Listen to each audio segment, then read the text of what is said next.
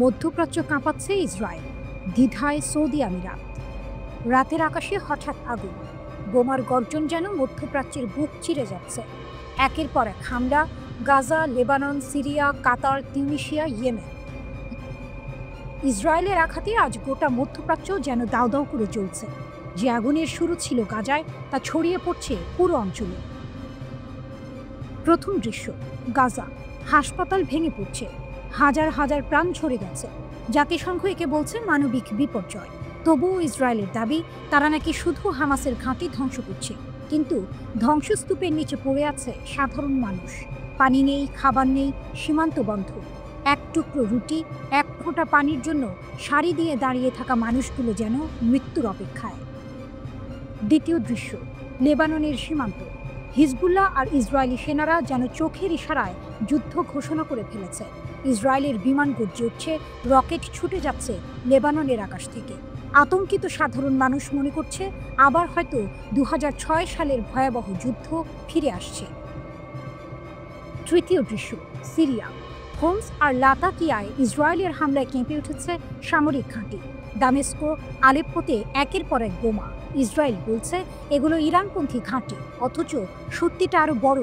সিরিয়ার ভাঙা ইতিহাসের ওপর আবার আগুন জ্বালাচ্ছে ইসরায়েল। চতুর্থ দৃশ্য, কাতার। দোহার আবাসিক এলাকায় হামলা, টার্গেট হামাসের নেতারা। যে কাতার এতদিন মধ্যস্থতাকারী ছিল, সেই কাতারকেই এবার চ্যালেঞ্জ জানালো ইসরায়েল। বার্তা স্পষ্ট, তোমরা নিরাপদ নও। উপসাগরীয় রাজনীতিতে এই আঘাত নতুন ভাঙন তৈরি করতে পারে। পঞ্চম দৃশ্য, তিউনিসিয়া। উত্তর আফ্রিকার দেশ, হামাসপন্থী নেতাদের আশ্রয়দাতা বলে অভিযুক্ত। ইসরায়েল সেখানে হামলা চালালো। তিউনিসিয়ার সরকার একে যুদ্ধ ঘোষণার সমান বলছে। মানচিত্রের বাইরে গিয়েও ইসরায়েল বার্তা দিচ্ছে, প্রতিপক্ষ যেখানেই থাকুক সেখানে আঘাত হানবে তারা। অন্যদিকে ইয়েমেনের হুথি আন্দোলন ঘোষণা দিয়েছে রেড সিতে ইসরায়েলি স্বার্থে আঘাত আসছে। বিশ্ব বাণিজ্যের প্রধান পথ এখন আগুনের মুখে। যুক্তরাষ্ট্র ও ইউরোপ যুদ্ধ জাহাজ পাঠিয়েছে, কিন্তু হুথিদের ঠেকানো এত সহজ নয়। এরা এর আগেও সৌদি ও আমিরাতে ভয়ঙ্কর ড্রোন হামলা চালিয়েছে।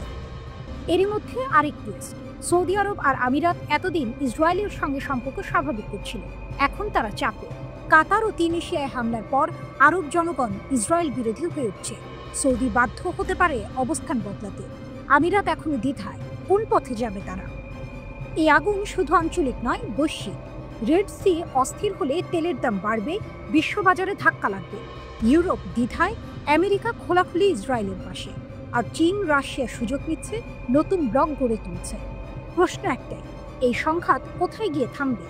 যদি লেবানন, সিরিয়া পুরোপুরি যুদ্ধে জড়িয়ে যায়, তবে তা হবে আঞ্চলিক যুদ্ধ। যদি হুথিরা রেড সি নিয়ন্ত্রণে নেয়, তবে বিশ্ব অর্থনীতি থরথর করে কেঁপে উঠবে। মধ্যপ্রাচ্যের মানচিত্র যেন নতুন করে আঁকা হচ্ছে। ধ্বংসস্তূপের ভেতর জন্ম নিচ্ছে নতুন বাস্তবতা। নিশ্চিত একটাই, এই আগুনে শুধু গাজা নয়, কাঁপছে পুরো দুনিয়া।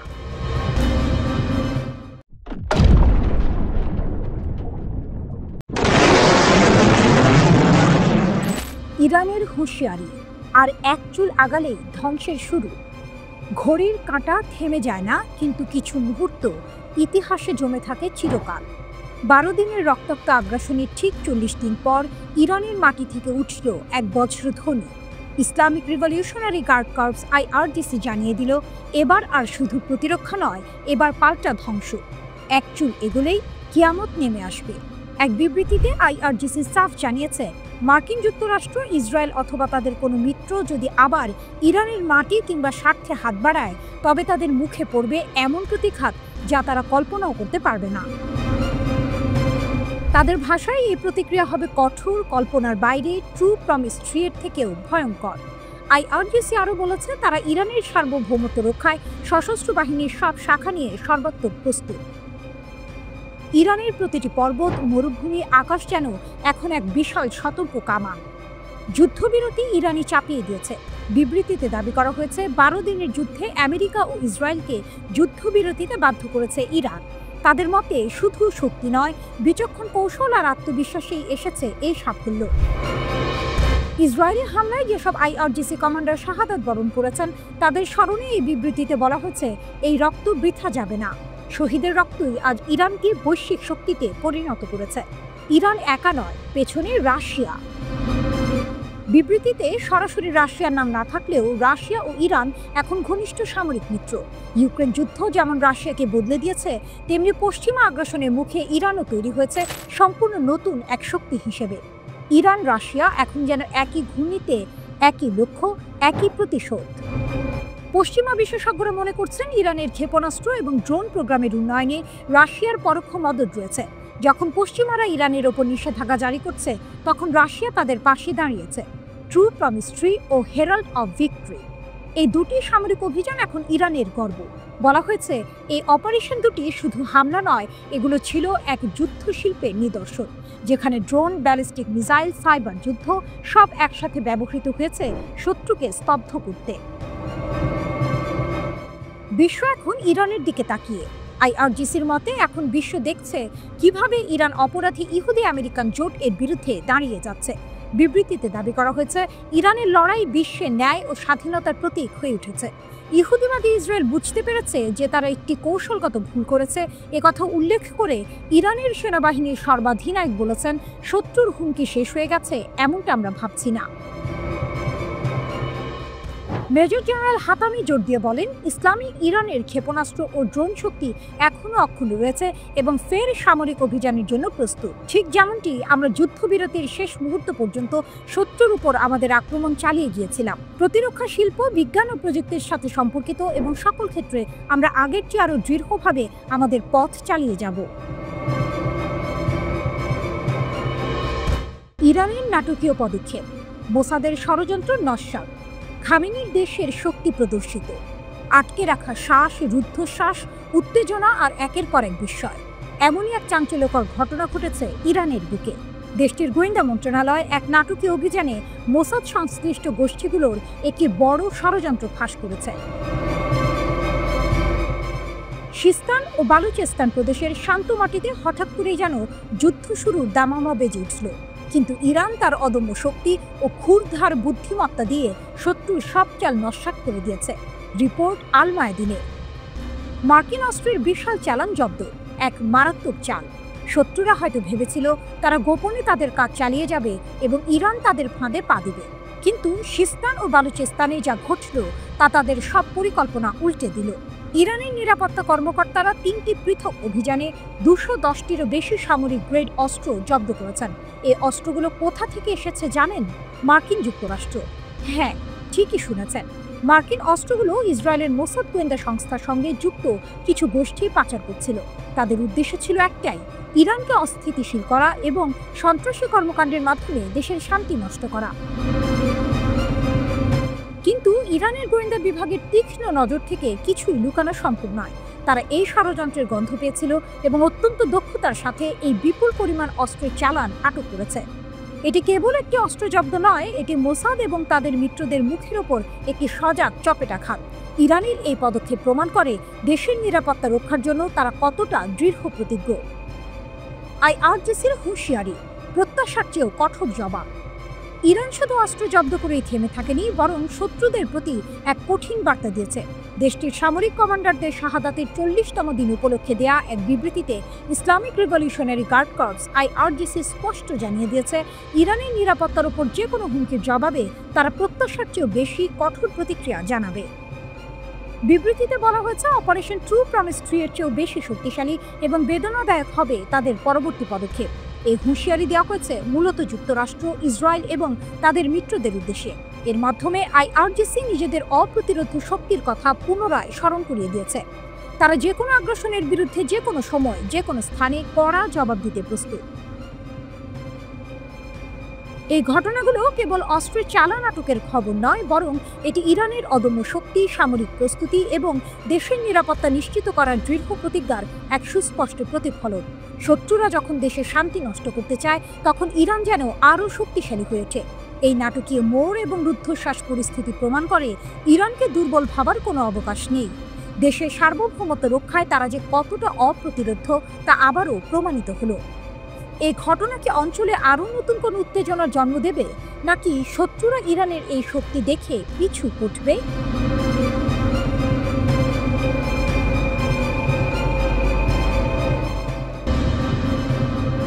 ট্রাম্প কি ইয়েমেনের সশস্ত্র বাহিনীর কারণে পিছু হটতে বাধ্য হয়েছিলেন? এক চাঞ্চল্যকর খবর সামনে এসেছে, যা আন্তর্জাতিক রাজনীতিতে নতুন করে তোলপাড় সৃষ্টি করেছে।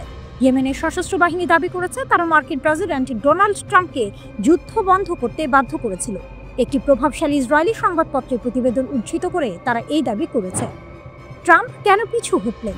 ইয়েমেনি সশস্ত্র বাহিনীর এই দাবির পেছনে রয়েছে কয়েকটি চাঞ্চল্যকর ঘটনা। তাদের দাবি অনুযায়ী মার্কিন নৌবাহিনীর একটি গুরুত্বপূর্ণ যুদ্ধজাহাজ ইউএসএস হ্যারি ট্রুম্যান গত মে মাসে ইয়েমেনি ক্ষেপণাস্ত্রের হামলার শিকার হয়েছিল। এই হামলায় যুদ্ধজাহাজটি প্রায় আঘাতপ্রাপ্ত হয়। ইসরায়েলি সংবাদ মাধ্যম ক্যালকালিস্ট এর প্রতিবেদন অনুসারে ট্রুম্যানকে সেই হামলা এড়াতে বিপজ্জনকভাবে কৌশল পরিবর্তন করতে হয়েছিল। এর প্রতিক্রিয়া হিসেবে একটি F-18 জেট লোহিত সাগরে বিধ্বস্ত হয়। এই ঘটনাটি ট্রাম্পের যুদ্ধ বন্ধের ঘোষণার কয়েক ঘন্টা আগে ঘটেছিল।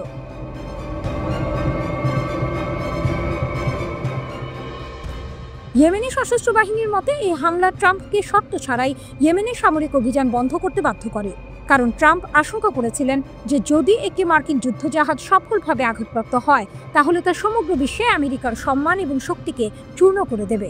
হোয়াইট হাউসকে নাড়িয়ে দেওয়া এই ক্ষেপণাস্ত্র হামলাকে ওই প্রতিবেদনে একটি ইয়েমেনি বিস্ময় হিসেবে উল্লেখ করা হয়েছে। মার্কিন সামরিক বাহিনীর উদ্বেগ এবং দুর্বলতা। এই প্রতিবেদন থেকে আরও জানা যায় যে মার্কিন নৌবাহিনীর কর্মকর্তারা ট্রাম্পকে অব্যাহত সামরিক ঝুঁকি সম্পর্কে সতর্ক করেছিলেন। তারা বলেছিলেন যে একটি ক্ষতিগ্রস্ত বিমানবাহী রণতরী আমেরিকার বিশ্বাসযোগ্যতার জন্য একটি বড় বিপর্যয় হবে। ইয়েমেনি ক্ষেপণাস্ত্র এবং ড্রোনের অপ্রত্যাশিত ব্যবহার মার্কিন সামরিক বাহিনীকে স্তম্ভিত করে দিয়েছিল। মার্কিন বাহিনী ইয়েমেনি সশস্ত্র বাহিনীর হুমকি পুরোপুরি নিয়ন্ত্রণে রাখতে নিজেদের অক্ষম বলে মনে করেছিল। পেন্টাগনের এক কর্মকর্তা কমান্ডার ব্রেট কুপার এটিকে দ্বিতীয় বিশ্বযুদ্ধের পর মার্কিন নৌবাহিনীর সবচেয়ে বড় লড়াই হিসেবে বর্ণনা করেছিলেন। এতে বোঝা যায় ইয়েমেনিদের সামরিক সক্ষমতাকে পেন্টাগন কতটা গুরুত্ব সহকারে দেখেছিল। ট্রাম্পের পিছু হটাকে সম্মান রক্ষার জন্য। ইসরায়েলি সংবাদপত্রটি ট্রাম্পের এই পিছু হটাকে একটি সম্মান রক্ষার পদক্ষেপ হিসেবে দেখছে, যা যুদ্ধে জেতার চেয়ে বেশি গুরুত্বপূর্ণ ছিল। প্রতিবেদনে দাবি করা হয়েছে যে ইয়েমেনের এই হামলা আমেরিকার মর্যাদা এবং সামরিক শক্তি উভয়কেই ক্ষতিগ্রস্ত করেছে। এর পাশাপাশি ইয়েমেন ইসরায়েলি জলসীমা অবরোধ করে একটি দ্বৈত বিজয় অর্জন করেছে বলেও দাবি করা হয়েছে। এই প্রতিবেদন যদি সত্যি হয় তাহলে তা আন্তর্জাতিক রাজনীতির জন্য একটি বড় মোড়। একটি ছোট এবং দুর্বল সামরিক শক্তি কিভাবে একটি পরাশক্তির ওপর প্রভাব ফেলতে পারে, এটি তারই এক জ্বলন্ত উদাহরণ। তবে এই দাবির সত্যতা নিয়ে এখনো কোনো আনুষ্ঠানিক মন্তব্য আসেনি। পুরো পরিস্থিতিটি এখনো ধোঁয়াশার মধ্যে রয়েছে। তবে ইয়েমেনের সশস্ত্র বাহিনীর এই দাবি আন্তর্জাতিক মহলে ব্যাপক আলোচনার জন্ম দিয়েছে।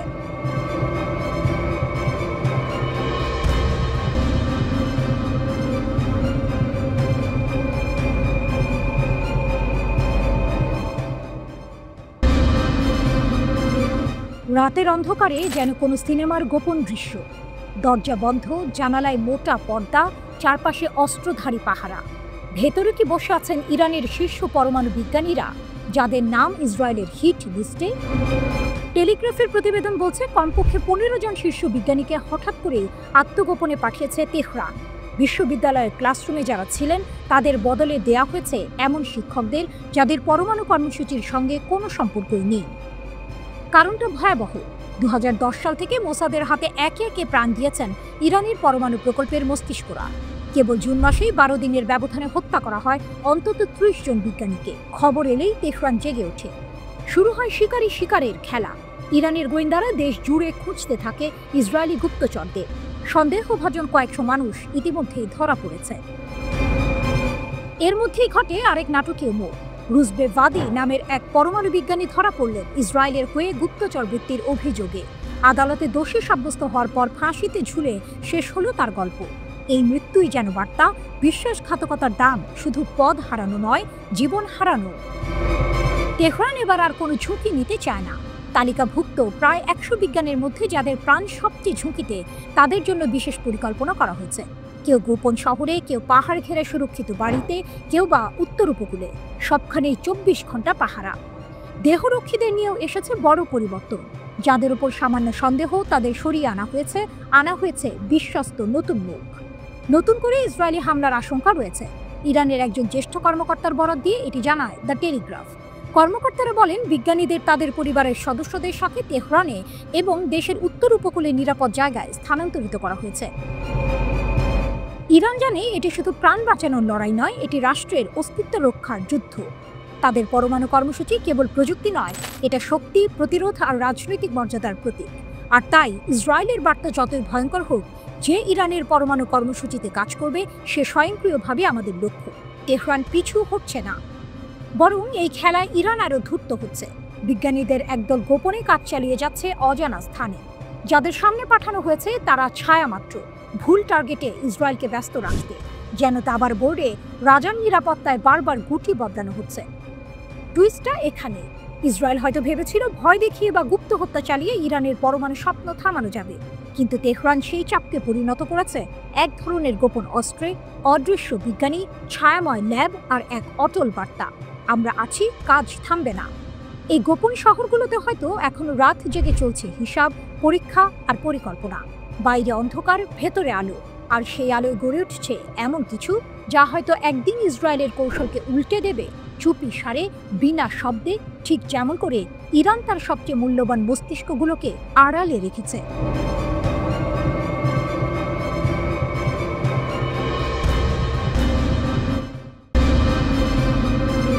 রাতের আকাশে যুদ্ধবিমান গর্জে ওঠে, গাজার বুকে ধুলো আর ধ্বংসের স্তূপ জমে ওঠে। আর এই দৃশ্যের মাঝেই ইসরায়েলের প্রধানমন্ত্রী বেনিয়ামিন নেতানিয়াহু নিজের হাতে আঁকেন এক নতুন মানচিত্র, গাজা সিটি দখলের পরিকল্পনা। এটি শুধু সামরিক কৌশল নয়, বরং এক রাজনৈতিক দাবার চাল। 2 বছরের যুদ্ধের আর 2 মাসও নেই।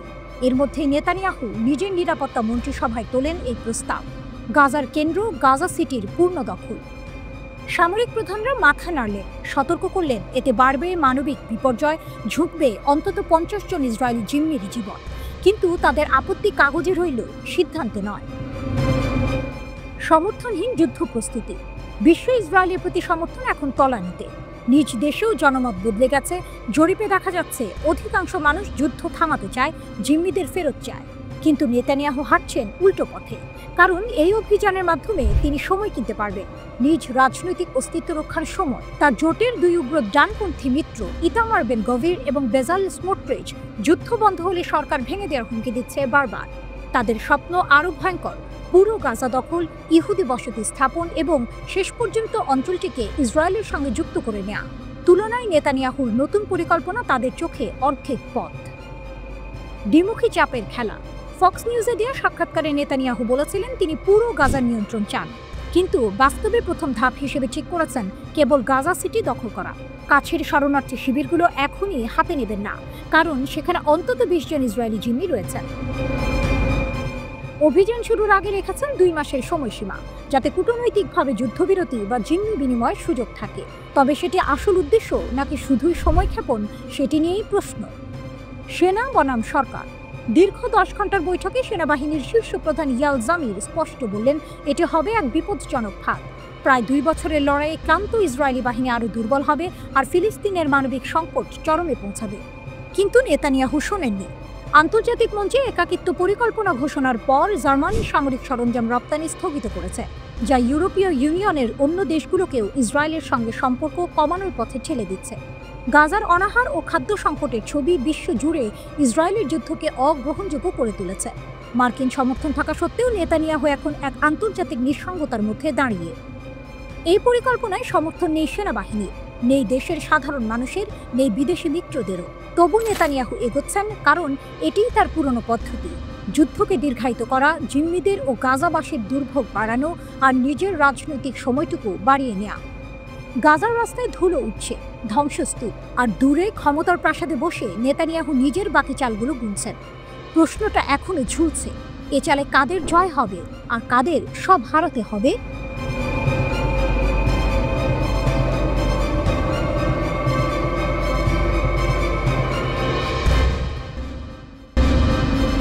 গল্পটা শুরু হয় রাতের আঁধারে, যখন তেহরানের সরু গলিগুলোতে রহস্যের জাল বুনছিল বাতাস। শুধু তেহরান নয়, ছড়িয়ে ছিটিয়ে থাকা অন্যান্য শহরেও চলছিল এক গোপন খেলা। ইসরায়েলি গোয়েন্দা সংস্থা মোসাদের এজেন্টরা ছড়িয়ে পড়েছিল ইরানের মাটিতে এক অদৃশ্য সাপ হয়ে। তাদের লক্ষ্য দেশের গোপনীয় তথ্য পাচার করা, অস্থিতিশীলতা তৈরি করা। কিন্তু তাদের চাল ছিল ত্রুটিপূর্ণ, কারণ ইরানের গোয়েন্দারা তাদের এই ছায়া যুদ্ধকে গভীরভাবে পর্যবেক্ষণ করছিল। নীরবে, দক্ষতার সাথে তারা 21 জনকে চিহ্নিত করল। তাদের মধ্যে 20 জনকেই গ্রেপ্তার করা হয়েছে। এবং এদেরকে হাতে নাতে ধরেছে ইরানের গোয়েন্দা মন্ত্রণালয়। এই এজেন্টরা শুধু তথ্য পাচারকারী ছিল না, তাদের মধ্যে অনেকে দেশের গুরুত্বপূর্ণ বিষয়ে হস্তক্ষেপের পরিকল্পনাও করছিল। গ্রেপ্তার হওয়া এই এজেন্টদের মধ্যে একজন নারীও ছিলেন, যিনি আপাতদৃষ্টিতে একজন সাধারণ ব্যবসায়ী হিসেবে নিজেকে পরিচয় দিয়েছিলেন, কিন্তু তার ফোন থেকে উদ্ধার হওয়া কিছু এনক্রিপ্টেড বার্তা ফাঁস করে দেয় তার আসল পরিচয়। এই গ্রেপ্তারগুলো ছিল ইরানের জন্য একটি বড় বিজয়, যা দেশের নিরাপত্তা ব্যবস্থাকে আরও শক্তিশালী করে তোলে। কিন্তু এখানেই গল্পের শেষ নয়, বরং এর শুরু।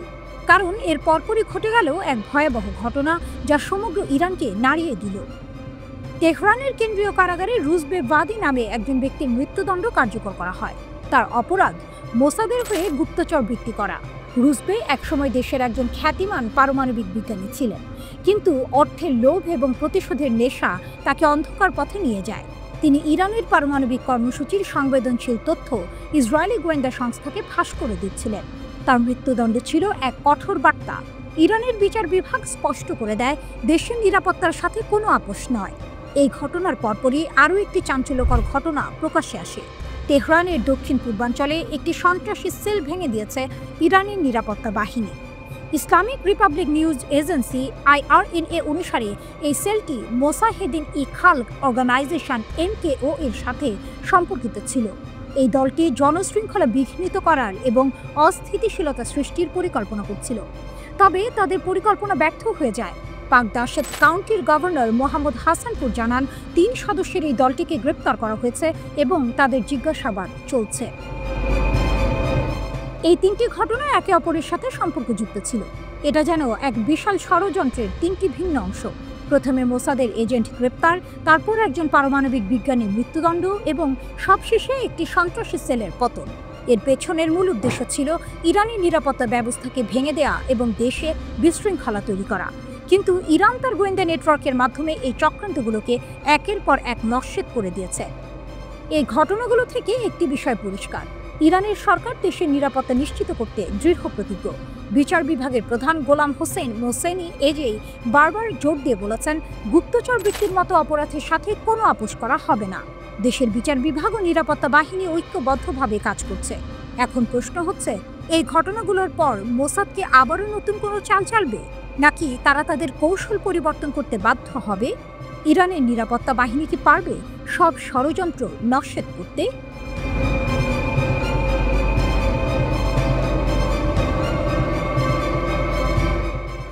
নজরে রাখছে অধিকৃত পশ্চিম তীরে পুতিনের দূতদের উপর হামলা। পশ্চিম তীরে হামলার পর রাশিয়ান দূতাবাস জবাব দাবি করেছে। পশ্চিম তীর অঞ্চলে একটি রাশিয়ান কূটনৈতিক যানবাহনে হামলা চালানো হয়েছিল। ইসরায়েলি বসতি স্থাপনকারীরা গাড়িটিকে লক্ষ্য করে হামলা চালিয়ে উল্লেখযোগ্য যান্ত্রিক ক্ষতি করেছে। 30 জুলাই গিভত আসাফের অবৈধ ফাঁড়ির কাছে এই ঘটনা ঘটে। এই এলাকাটি রামাল্লার ঠিক পূর্বে এবং জেরুজালেমের প্রায় 20 কিলোমিটার উত্তরে অবস্থিত। গাড়িটিতে রাশিয়ান কূটনৈতিক কর্মী ছিল। কূটনীতিকরা ফিলিস্তিনি কর্তৃপক্ষ এবং ইসরায়েল উভয়ের কাছেই অনুমোদিত ছিলেন। আক্রমণের সময় বসতি স্থাপনকারীরা রাশিয়ানদের হুমকি দিচ্ছিল বলে জানা গেছে। রাশিয়ার পররাষ্ট্র মন্ত্রণালয় ইসরায়েলি সেনাবাহিনীর সম্পূর্ণ নিষ্ক্রিয়তার নিন্দা জানিয়েছে। অভিযোগ উঠেছে, IDF সৈন্যরা আক্রমণাত্মক আচরণ বন্ধ করার চেষ্টা করেনি। রাশিয়া ইসরায়েলি সৈন্যদের হস্তক্ষেপের অভাবকে বিশেষভাবে বিভ্রান্তিকর বলে অভিহিত করেছে। মস্কো তেল আবিবের কর্মকর্তাদের কাছে আনুষ্ঠানিকভাবে একটি কূটনৈতিক প্রতিবাদপত্র জমা দিয়েছে। রাশিয়া এই ঘটনাকে 1961 সালের ভিয়েনা কনভারসেশনের লঙ্ঘন হিসেবে বর্ণনা করেছে। এই কনভেনশন বিশ্বব্যাপী আয়োজক দেশগুলিতে কূটনীতিকদের সুরক্ষার নিশ্চয়তা দেয়। রাশিয়ার পররাষ্ট্র মন্ত্রণালয়ের মুখপাত্র মারিয়া জাকারোভা এক বিবৃতিতে বলেন, এই হামলাকে আমরা 1961 সালের ডিপ্লোম্যাটিক সম্পর্ক বিষয়ক ভিয়েনা কনভারসেশনের গুরুতর লঙ্ঘন হিসেবে দেখছি। সবচেয়ে হতবাক করার বিষয় হলো, ইসরায়েলি সেনাদের উপস্থিতি থাকা সত্ত্বেও তারা হামলা প্রতিরোধে কোনো ব্যবস্থা নেয়নি। জাকারোভার দেওয়া তথ্য মতে 30 জুলাই তারিখে প্যালেস্টাইন অথরিটির সঙ্গে রাশিয়ার কূটনৈতিক মিশনের একটি গাড়ি গিভত আসাফের পাশ দিয়ে যাওয়ার সময় একদল ইসরায়েলি বসতি বাসিন্দারা হামলার শিকার হয়। তারা গাড়িটিতে ভাঙচুর চালায় এবং রুশ কূটনীতিকদের হুমকি দেয়। তেল আবিবে অবস্থিত রাশিয়ান দূতাবাস ইসরায়েলি কর্তৃপক্ষের কাছে একটি আনুষ্ঠানিক ঘোষণাপত্র জমা দিয়েছে। ফিলিস্তিনি রাষ্ট্র সমাধানের প্রতি মস্কোর সমর্থন পুনর্ব্যক্ত করার পর এই ঘটনা ঘটে। এই ঘটনার প্রেক্ষিতে আবারও ফিলিস্তিন রাষ্ট্র প্রতিষ্ঠার পক্ষে তাদের অবস্থান পুনর্ব্যক্ত করেছে রাশিয়া। ক্রেমলিন মুখপাত্র দিমিত্রি মেসকেভ বলেন, ইসরায়েলি ফিলিস্তিন দ্বন্দ্বের একমাত্র সমাধান হল দ্বিরাষ্ট্র নীতির ভিত্তিতে সমাধান। 1988 সালে সাবেক সোভিয়েত ইউনিয়ন ফিলিস্তিনের স্বাধীনতা ঘোষণা সমর্থন করেছিল বলে উল্লেখ করেন তিনি। রাশিয়ার রাষ্ট্রীয় সংবাদ মাধ্যমগুলো জানিয়েছে, গাড়িটিতে রাশিয়ার প্যালেস্টাইন মিশনের কূটনীতিকরা ছিলেন। ঘটনার পরপরই তেল আবিবে অবস্থিত রুশ দূতাবাস ইসরায়েল সরকারের কাছে একটি ডিমার্শ বা আনুষ্ঠানিক প্রতিবাদপত্র পাঠিয়েছে। রুশ কূটনৈতিক গাড়িতে হামলার পর আন্তর্জাতিক কূটনৈতিক মহলে নিন্দার ঝড় উঠলেও এখন পর্যন্ত ইসরায়েল সরকার আনুষ্ঠানিকভাবে এই ঘটনার কোনো ব্যাখ্যা দেয়নি। ইসরায়েলি সেনাবাহিনীও হামলাকারী বসতিবাসীদের বিরুদ্ধে কোনো ব্যবস্থা গ্রহণ করেনি। বিশ্লেষকরা বলছেন, পশ্চিম তীরে সহিংসতা এখন আর শুধু ফিলিস্তিনিদের বিরুদ্ধে সীমাবদ্ধ নেই, এটি এখন আন্তর্জাতিক কূটনীতিকদের নিরাপত্তাকেও হুমকির মুখে ফেলেছে।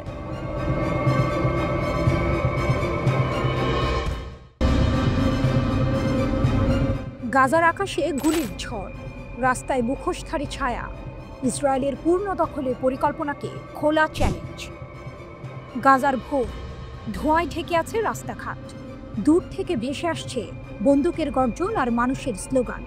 এই অস্থির মুহূর্তে হঠাৎ হাজির হলো তারা, হামাসের আল কাসাম ব্রিগেডের মুখোশধারী যোদ্ধারা। শুধু যুদ্ধ নয়, তারা এসেছে এক অদ্ভুত কারণে, উদযাপন করতে। আইডিএফের অবরোধে শ্বাসরুদ্ধ গাজায় একদল চোর আর লুটেরাকে দমন করেছে হামাসের বিশেষ বাহিনী অ্যারো ইউনিট। তারপরেই গাজার আল জালা স্ট্রিটে বেরিয়ে এলো তাদের কুচকাওয়াজ। গলিপথ ভরে গেল মানুষে, কেউ হাততালি দিচ্ছে, কেউ পতাকা উড়াচ্ছে, আর আকাশ ফুঁড়ে উঠছে উদযাপনের গুলি। তবে এর পেছনে আছে এক গাঢ় অন্ধকার। 2023 সাল থেকে ইসরায়েলের লাগাতার হামলায় গাজার পুলিশ ব্যবস্থা ভেঙে পড়েছে। আইন শৃঙ্খলা নেই বললেই চলে, লুটপাট, ডাকাতি সবই বেড়েছে কয়েকগুণ। অনেক এলাকায় অভিযোগ উঠেছে ইসরায়েলি বাহিনী নাকি ইচ্ছে করে লুটেরাদের মুক্ত ছাড় দিয়েছে। এর মাঝেই শক্তি প্রদর্শন করছে হামাস। যুক্তরাষ্ট্র ভিত্তিক এফডিডি সংস্থার বিশ্লেষক জো ট্রুজম্যানের ভাষায়, ভিডিওতে দেখা যাচ্ছে হামাস প্রকাশ্যে অস্ত্র নিয়ে রাস্তায় টহল দিচ্ছে। এটা প্রমাণ করে যে ইসরায়েল যতই দাবি করুক, হামাসের ক্ষমতা এখন অটুট। ইসরায়েল বারবার বলেছে তারা নাকি গাজায় হামাসের সামরিক ও শাসন ক্ষমতা ধ্বংস করেছে, কিন্তু বাস্তব চিত্র অন্য কথা বলছে। ট্রুজম্যানের মতে, স্থল পরিস্থিতি প্রমাণ করছে হামাস শুধু বেঁচে নেই, তারা সক্রিয়ভাবে লড়ছে এবং জনসমর্থন ধরে রেখেছে। এখনো পর্যন্ত ইসরায়েলের বড় লক্ষ্যগুলো পূরণ হয়নি। সব জিম্মির মুক্তি, হামাসের পূর্ণ পতন এবং গাজা দখল। বরং বিপরীতটা ঘটছে। প্রায় পুরো গাজা জুড়ে হামাস ও মিত্র ফিলিস্তিনি গোষ্ঠীগুলো আইডিএফের বিরুদ্ধে লড়াই করছে। এমন পরিস্থিতিতে তেল আবিব নতুন পরিকল্পনা করেছে, গাজা শহর দখল করবে। এই খবর ছড়িয়ে পড়তেই বিশ্ব জুড়ে ক্ষোভ, এমনকি ইসরায়েলের ভেতরে অস্থিরতা। কারণ সাধারণ ইসরায়েলিরা মনে করেন গাজা শহরে সামরিক অভিযান মানে বন্দী জিম্মিদের জীবন ঝুঁকির মুখে ফেলা। আর এই জিম্মিদের নিয়েই এসেছে সবচেয়ে ভয়ঙ্কর টুইস্ট। হামাস নাকি তাদের যোদ্ধাদের গোপন নির্দেশ দিয়েছে, যদি ইসরায়েলি সেনারা জিম্মিদের কাছে পৌঁছায় তবে কাউকে জীবিত রাখা হবে না। গাজায় সামরিক অভিযান সম্প্রসারণের বিকল্প নেই বলে দাবি করেছেন ইসরায়েলি প্রধানমন্ত্রী বেনিয়ামিন নেতানিয়াহু। জেরুজালেমে আয়োজিত এক সংবাদ সম্মেলনে নিজেদের সিদ্ধান্তের সাফাই গিয়ে তিনি বলেন, হামাসকে পরাজিত করে তাদের উদ্দেশ্য পূরণ ছাড়া ইসরায়েলের অন্য কোনো গতি নেই। গাজার পূর্ণ ও স্থায়ী নিয়ন্ত্রণের উদ্দেশ্যে নতুন পরিকল্পনা অনুমোদনের অভিযোগ প্রত্যাখ্যান করে নেতানিয়াহু দাবি করেন, দখল নয়, আমরা গাজাকে মুক্ত করতে চাই। তিনি আরও বলেন, গাজার সশস্ত্র গোষ্ঠীদের নিরস্ত্রীকরণের মাধ্যমে নিরাপত্তা নিয়ন্ত্রণ নিশ্চিত করা তাদের লক্ষ্য। এরপর গাজার শাসনভার ইসরায়েলি বেসামরিক প্রশাসনের হাতে তুলে দেওয়া হবে।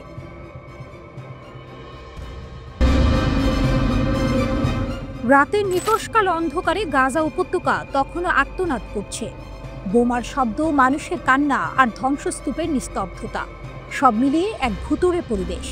ইসরায়েলের যুদ্ধবিমানগুলো তখনও আকাশের বুক চিরে যাচ্ছে যেন এক হিংস্র বাজ পাখি। এমন এক ভয়ঙ্কর সময়ে হঠাৎ করে যেন রাজনীতির মঞ্চে এক নতুন মোড় এলো। যে সৌদি আরবকে ইসরায়েলের মিত্র বলে মনে করা হচ্ছিল, সেই সৌদি আরবই এবার ইসরায়েলের গাজা দখলের পরিকল্পনার বিরুদ্ধে মুখ খুলল। সৌদি আরবের পররাষ্ট্র মন্ত্রণালয় এক বিবৃতি প্রকাশ করে, যা মধ্যপ্রাচ্যের রাজনীতিতে রীতিমতো ঝড় তুলে দেয়। বিবৃতিতে বলা হয়, সৌদি আরব ইসরায়েলের গাজা দখলের পরিকল্পনাকে সবচেয়ে কঠোর ভাষায় নিন্দা জানাচ্ছে। এই বিবৃতি শুধু কথার কথা ছিল না, এর পেছনে ছিল এক গভীর অভিযোগ। রিয়াদ অভিযোগ করে, ইসরায়েল গাজায় ফিলিস্তিনিদের অনাহারে রাখা, নৃশংস আচরণ এবং জাতিগত নিধনের মতো অপরাধ করছে। এই ঘটনাগুলো আন্তর্জাতিক আইন ও মানবাধিকারের স্পষ্ট লঙ্ঘন। এই ঘটনার টুইস্ট আসে যখন একই সময় ইরাক ও ইসরায়েলের এই পরিকল্পনার বিরুদ্ধে অবস্থান নেয়। ইরাকের পররাষ্ট্র মন্ত্রণালয় ইসরায়েলের এই পদক্ষেপকে যুদ্ধাপরাধ বলে আখ্যা দেয়। তারা দাবি করে এই পরিকল্পনার মাধ্যমে ইসরায়েল নিরপরাধ মানুষের বিরুদ্ধে ক্ষুধার নীতি বাস্তুচ্যুত করা এবং গণহত্যার মতো নীতি গ্রহণ করেছে। ইরাক ফিলিস্তিনিদের জেরুজালেমকে রাজধানী করে একটি স্বাধীন রাষ্ট্র প্রতিষ্ঠার অধিকারের প্রতি তাদের দৃঢ় সমর্থন পুনর্ব্যক্ত করে। কিন্তু এখানেই গল্প শেষ নয়, বরং এর আরেকটি দিক ছিল।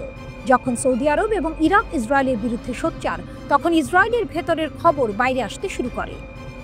টাইমস অফ ইসরায়েলের একটি প্রতিবেদনে জানা যায়, ইসরায়েলের নিরাপত্তা মন্ত্রিসভা আসলে গাজা দখলের পরিকল্পনা অনুমোদন করেছে। একই সাথে তারা যুদ্ধক্ষেত্রের বাইরে থাকা বেসামরিকদের জন্য মানবিক সহায়তা দেওয়ারও সিদ্ধান্ত নিয়েছে। এই মানবিক সহায়তা প্যাকেজটি ছিল এক ধরনের ধোঁয়া, যার আড়ালে লুকিয়েছিল ইসরায়েলের আসল উদ্দেশ্য। প্রতিবেদনে আরও বলা হয়, হামাসের সাথে যুদ্ধবিরতির বিনিময়ে ইসরায়েল কিছু শর্ত দিয়েছে।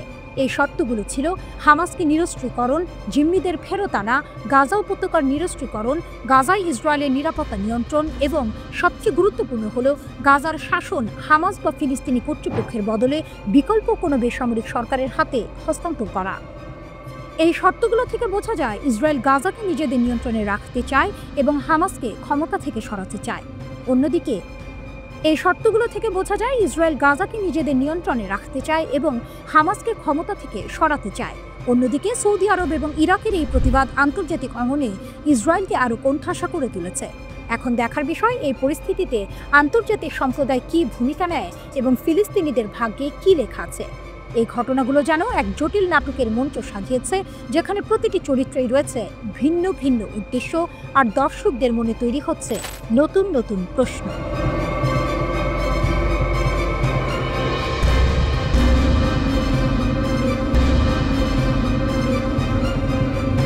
গাজার আকাশে আগুন, আঙ্কারার হুঙ্কার, এরদোয়ানের বিস্ফোরক বার্তা ও প্রতিরোধে নতুন স্রোত। গাজার ধ্বংসস্তূপের ভেতর কান্না আর আকাশে ইসরায়েলি যুদ্ধবিমানের গর্জন। এই নরক যন্ত্রণার মাঝেই তুরস্কের প্রেসিডেন্ট রিসেপ তাইয়েপ এরদোয়ান যেন বজ্রপাতের মতো আওয়াজ তুললেন।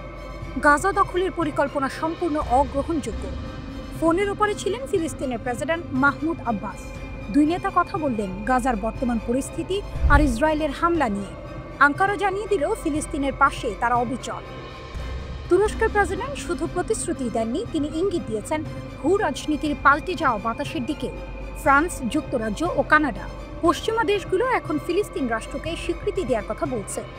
এরদোয়ানের মতে এটা গুরুত্বপূর্ণ এক মুহূর্ত, যা প্রমাণ করছে পশ্চিমা বিশ্বেও ইসরায়েল বিরোধী সমালোচনা বাড়ছে। তুরস্ক শান্তি প্রতিষ্ঠার জন্য তার কূটনৈতিক লড়াই চালিয়ে যাবে। এরই মধ্যে সেই একই সন্ধ্যায় ইস্তানবুলের রাস্তায় নেমে এলো হাজারো মানুষ। হাতে ফিলিস্তিনি পতাকা, কণ্ঠে বজ্রধ্বনি, খুন ইসরায়েল, ফিলিস্তিন ছাড়ো। ফিলিস্তিনের জন্য সহায়তা প্ল্যাটফর্মের ব্যানারে 15টি সংগঠন আয়োজন করেছিল এই মিছিল। বাইজিদ স্কোয়ার থেকে শুরু হয়ে তাই এগোতে থাকে হাজিয়া সোফিয়ার দিকে, যেন ইতিহাস আর বর্তমান একসাথে হাঁটছে। সিনহুয়ার প্রতিবেদনে বলা হয়েছে, বিক্ষোভকারীদের ব্যানারে স্পষ্ট বার্তা, গাজার ক্ষুধার্ত মানুষদের জন্য দায়ী ইসরায়েল এবং এই অবরোধের জবাবদিহিতা চাই। কিন্তু এর বাইরে আরও ভয়াবহ তথ্য দিচ্ছে গাজার স্বাস্থ্য কর্তৃপক্ষ। মাত্র কয়েক মাসে মৃত্যু যেন সংখ্যার সীমা ছুঁয়ে ফেলেছে। 18 মার্চ থেকে নতুন করে শুরু হওয়া ইসরায়েলের তীব্র হামলায় নিহত হয়েছে অন্তত 9,862 জন ফিলিস্তিনি, আহত 40,809 জন। অক্টোবর 2023 থেকে মোট নিহতের সংখ্যা ছাড়িয়ে গেছে 61,000, আহতের সংখ্যা 1,52,850। আরও করুন অপুষ্টি ও অনাহারে মৃত্যুর সংখ্যা। এই পরিস্থিতিতে ইসরায়েলের নিরাপত্তা মন্ত্রিসভা শুক্রবার অনুমোদন দিয়েছে গাজা শহর দখলের পরিকল্পনা। আন্তর্জাতিক সম্প্রদায় ও মানবাধিকার সংগঠনগুলোর সঙ্গে সঙ্গেই তীব্র সমালোচনা করেছে। তাদের মতে এটা শুধু আন্তর্জাতিক আইন লঙ্ঘনই নয়, গাজার মানবিক সংকটকে আরও ভয়াবহ করবে এবং যুদ্ধবিরতির আশা শেষ করে দেবে। কিন্তু এই গল্প শুধু গাজার নয়, এটা গোটা অঞ্চলের শক্তির লড়াই। কারণ গাজার পাশে দাঁড়াতে শুধু তুরস্ক নয়, ইরানও নিজের অবস্থান স্পষ্ট করেছে। তেহরান বহুবার জানিয়ে দিয়েছে ফিলিস্তিনের প্রতিরোধ ভাঙা যাবে না। হামাস, হিজবুল্লাহ বা গাজার যোদ্ধাদের পেছনে যে অদৃশ্য ঢাল, তার অংশ ইরান। এই কারণেই ইসরায়েলের যে কোনো পরিকল্পনা যতই ভয়ঙ্কর হোক, বাস্তবায়ন এত কঠিন হয়ে পড়ে। গাজায় যুদ্ধ চলছে, আকাশে আগুন জ্বলছে, কিন্তু ইতিহাস বলছে যখন ফিলিস্তিনের পাশে আঞ্চলিক শক্তিগুলো এক হয়ে দাঁড়ায় তখন আগ্রাসনের সাম্রাজ্য কেঁপে ওঠে। আর হয়তো সেই সময় এখনই। পাহাড়ের নিচে লুকানো স্বপ্ন। ইরানের বিজ্ঞানীরা অটল, যুদ্ধেও নতি শিকার নয়। রাতের আকাশ ছিঁড়ে গর্জে উঠেছিল যুদ্ধ বিমান। 12 দিন ধরে ইরানের আকাশে ইসরায়েলের আগুন নেমে এসেছিল, কিন্তু সেই আগুন পৌঁছাতে পারেনি ইরানের হৃদয়ে। কারণ যাদের নিশানা করা হয়েছিল ইরানের সেরা পারমাণবিক বিজ্ঞানীরা, তারা এখনও জীবিত, এখনও প্রস্তুত।